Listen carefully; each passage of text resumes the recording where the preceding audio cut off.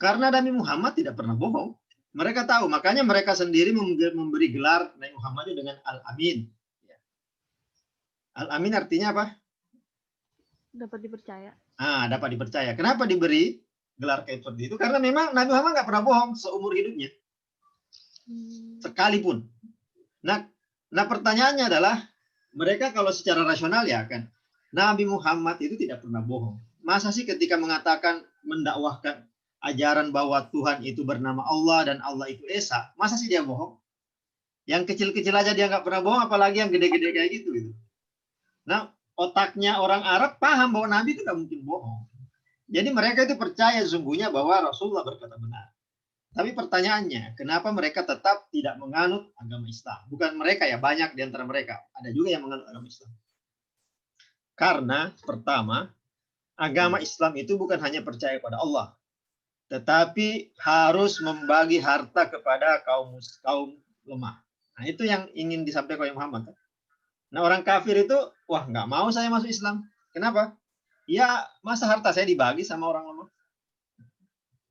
Jadi dia bukan tidak mau beriman, karena mereka tahu kalau beriman itu benar. Cuma mereka tidak mau membagi hartanya kepada orang yang tidak berpunya. Kemudian, Islam itu mau menghapus perbudakan. Dalam Islam, perbudakan tidak boleh. Itu juga mereka nggak mau. Katakanlah Aziz Gunawan nih, dia orang kayanya Mekah. Ya, pasti punya banyak pegawai dong.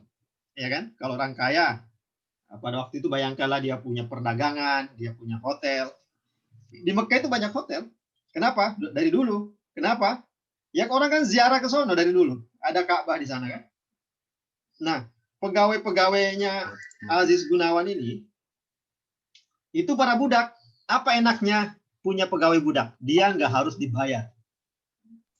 Jadi nggak ada UMR. Tahu nggak UMR? Nah, kalau Nabi datang menghapus perbudakan, karena bagi Nabi Muhammad semua orang sama, setara, semuanya mulia, nggak boleh diperbudak. Wah, kacau saya perdagangannya.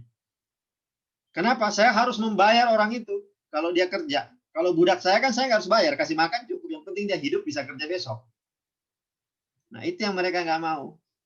Jadi mereka itu tidak mau beriman, bukan tidak beriman, karena mereka tahu Nabi Muhammad tidak pernah bohong. Cuma mereka tidak mau rugi secara ekonomi. Ya. Mereka nggak mau rugi secara ekonomi. Kita berapa berhala di sana? Pernah dengar nggak berapa jumlah berhala di sekitar Ka'bah? Belum, Pak, belum pernah. Ya, di dalam sejarah disebut 360 buah patung. Bayangkan kalau tiap patung itu ada 1000 saja pengikutnya. Ya. Pengikutnya kan dari seluruh Arab. Jadi mereka datang tiap tahun untuk berziarah ke patung itu. Bayangin. Jadi kalau ada 360, satu berhala 1000 pengikutnya, kira-kira berapa orang yang selalu datang tiap tahun atau sepanjang tahun ke mana? Ke Ka'bah. Jadi 1000 kali 360 berapa jumlahnya?